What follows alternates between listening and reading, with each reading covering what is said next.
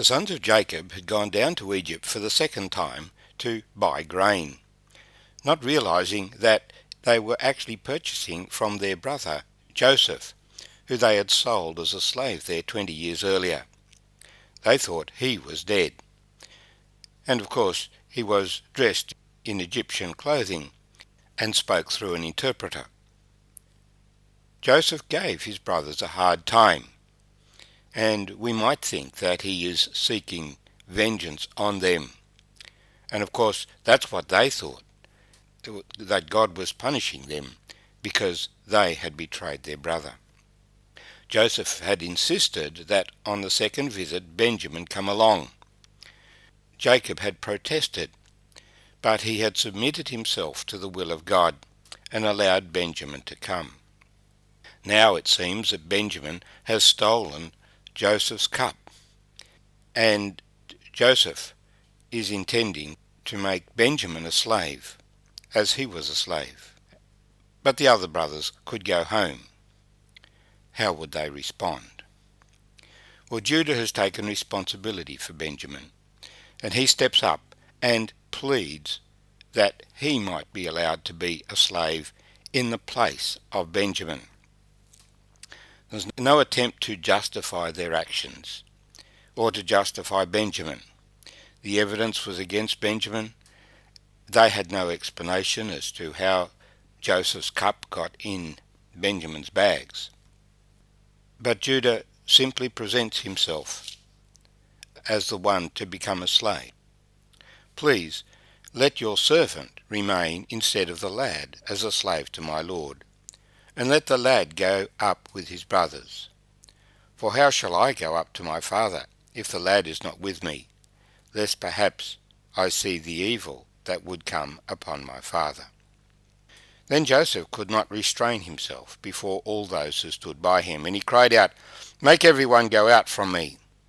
So no one stood with him, while Joseph made himself known to his brothers. And he wept aloud, and the Egyptians and the house of Pharaoh heard it. Then Joseph said to his brothers, "I am Joseph. Does my father still live?" But his brothers could not answer him, for they were dismayed in his presence. And Joseph said to his brothers, "Please, come near to me." So they came near. Then he said, "I am Joseph, your brother, whom you sold into Egypt. But now do not therefore be grieved or angry with yourselves because you sold me here, for God sent me before you to preserve life.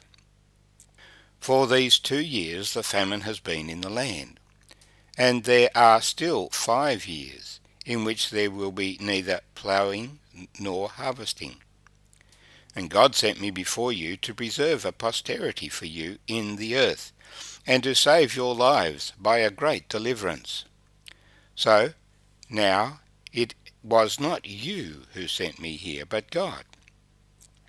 And he has made me a father to Pharaoh, the lord of all his house, and a ruler throughout all the land of Egypt.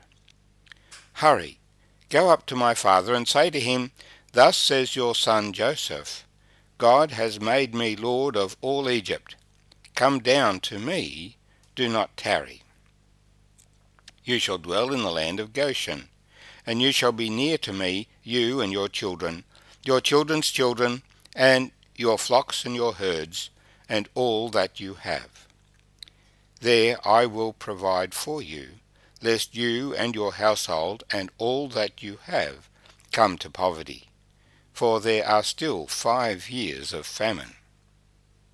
And behold, your eyes and the eyes of your brother Benjamin see that it is my mouth that speaks to you. So you shall tell my father of all my glory in Egypt, and of all that you have seen, and you shall hurry and bring my father down here." Then he fell on his brother Benjamin's neck, and wept, and Benjamin wept on his neck. Moreover he kissed all his brothers, and wept over them. And after that his brothers talked with him. Now the report of it was heard in Pharaoh's house, saying, "Joseph's brothers have come." So it pleased Pharaoh and his servants well. And Pharaoh said to Joseph, Say to your brothers, do this. Load your animals and depart. Go to the land of Canaan. Bring your father and your households and come to me. I will give you the best of the land of Egypt, and you will eat the fat of the land. Now you are commanded, do this. Take carts out of the land of Egypt for your little ones and your wives. Bring your father and come, and do not be concerned about your goods, for the best of all the land of Egypt is yours. Then the sons of Israel did so. And Joseph gave them carts according to the command of Pharaoh, and he gave them provisions for the journey. He gave to all of them, to each man, changes of garments, but to Benjamin he gave 300 pieces of silver and 5 changes of garments. And he sent to his father these things: 10 donkeys loaded with the good things of Egypt, and 10 female donkeys loaded with grain, bread, and food for his father for the journey. So he sent his brothers away, and they departed, and he said to them, See that you do not become troubled along the way. Then they went out of Egypt and came to the land of Canaan to Jacob their father, and they told him, saying, Joseph is still alive, and he is governor over all the land of Egypt. And Jacob's heart stood still, because he did not believe them. But when they told him all the words which Joseph had said to them, and when he saw the carts which Joseph had sent to carry him, the spirit of Jacob their father revived. Then Israel said, It is enough. Joseph my son is still alive. I will go and see him before I die. My name's Arthur. Thank you for joining me as we've read this exciting chapter 45 of Genesis, where Joseph is reconciled with his brothers. While it may have seemed, as we read the earlier chapters, that Joseph was punishing his brothers, we see here his whole intent was reconciliation. Joseph had come to terms with what had happened, and his explanation is, God sent me before you to preserve life. God sent me before you to preserve a posterity for you in the earth. It was not you who sent me here, but God, and he has made me a father to Pharaoh. In other words, while they were the instrument, they were an instrument in God's hands, and God has brought all these things to pass. And God had a purpose to preserve their life, to preserve their future, and to bless Egypt as well by having a ruler who was godly, namely Joseph. And we see the high reputation that Joseph had. Pharaoh had no regrets about having made Joseph governor of the land. And when he hears that Joseph's brothers have come, he is delighted and urges and blesses Jacob for Joseph's sake. And notice, as they are welcomed, the brothers are given new clothes.